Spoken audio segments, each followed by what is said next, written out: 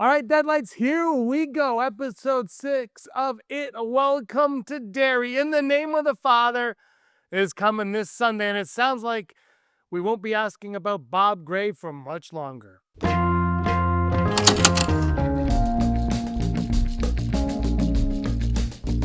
Hello, everyone. Welcome to Digital Charcuterie. My name is James. Thank you so much for stopping by. If you're new to the channel and a fan of It, welcome to Derry. Hit that subscribe button. I talk about it and discuss it with you guys all the time right here on the channel. I'm absolutely loving this series. Let me know your thoughts in the comments down below. It's so much fun and it gets better every week. I want to say we're over halfway through the season now. We've got episode 6 coming, then 7, and we wrap up with 8. There's 3 episodes to go. I cannot wait. The trailer dropped. It's about a minute long. It's one of the longer ones, I believe. And there's a lot in there, but nothing in there at the same time.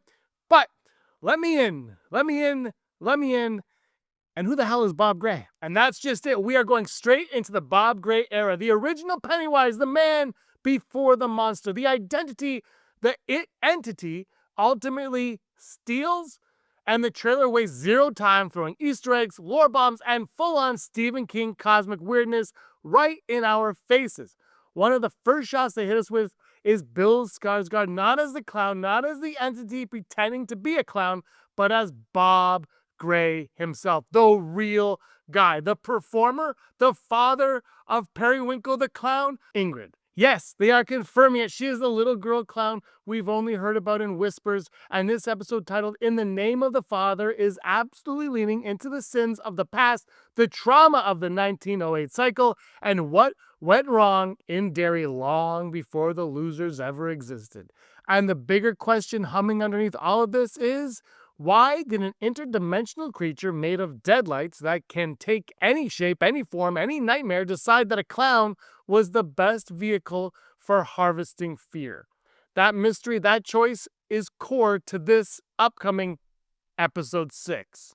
And it looks like the way they're giving us the answer is through Dick Halloran, who is absolutely getting wrecked this episode. Pennywise is inside his head like a parasite, bending visions around him, smashing open his psychic lockbox, the thing his grandmother taught him to construct just to survive The Shining, and now everything he ever buried is spilling out. Every fear, every memory, every monster he tried to suppress is in the room with him. And because Pennywise is so far beyond Halloran's psychic weight class, there's no turning it back off. And we see some black and white footage and it hits hard. It's not just aesthetic nostalgia, it's Pennywise dragging Halloran into the 1908 timeline as a weapon. Because if he can break Halloran psychologically, he can neutralize the one character who actually has the capability, even if small, to fight him. And the moment those yellow eyes pop inside the monochrome vision, that's the flex. That's Pennywise saying, your powers mean nothing to me. Meanwhile, we got the Hanlon family, and we continue to see the fracture because of the truth bomb finally dropping. Will knows his dad has been entangled with the same creature that's been hunting him. So of course, he freaks out. Of course, he feels betrayed. Of course, the show is leading into generational trauma and fear inheritance because this series loves that. And honestly, it works here. Every character is spiraling, and the trailer makes it extremely clear that Mike Hanlon's father might not recover fast enough to help anyone else. He is down for the count. And with the Black Spot event heating up in the background, the Legion of White Decency gathering inside the bar, putting on masks, moving to burn down the hangar, you can feel the whole town being rushed into the massacre the tribe warned about. Pennywise wants chaos, Pennywise wants blood, Pennywise wants a feast. And whether humans realize it or not, they're doing exactly what the dancing clown Deadlight wants. But let's get back to Ingrid, because her storyline is the emotional spine of all of this. Trailer shots show her putting the Periwinkle the clown outfit on. And honestly, this is not Pennywise. This is her. This is the tragic reclamation of identity she lost. We also see Mrs. Kirsch's attic, which absolutely being used as the gateway to the origin story, because this is where the visions shift into truths about Bob Gray's past. And then we get the insane reveal. Bob Gray was institutionalized at Juniper Hill. This is huge. If Iris eventually works there as an adult, which the show keeps hinting at, then the emotional through line is brutal. Her dad went mad after encountering the It entity during the 1908 cycle. Was he broken by the deadlights? Did the creature whisper to him? Did he bargain with it? And if we connect those dots to the novel, where Pennywise tries to bargain for its life, the idea that Bob Gray made a deal to spare his daughter makes horrifying sense. Let me take your form, let me use your identity forever. In exchange, she survives the cycle. It tracks, it's dark, and it explains why Pennywise clings to the clown shape even centuries later on. It wasn't just random, it was a trade, a ritual, a cosmic promise. They even play with the periwinkle wig theory. Those three tufts of hair matching the entity Will saw through the telescope earlier this season. Now, I still believe that was Pennywise intentionally echoing the photo to scare him, but the misdirect is strong enough that the show wants you questioning, is Mrs. Kirsch an ally, a victim, a vessel, or something caught between Pennywise's cycles in a way that no other human has been before? Even now, her presence is weird.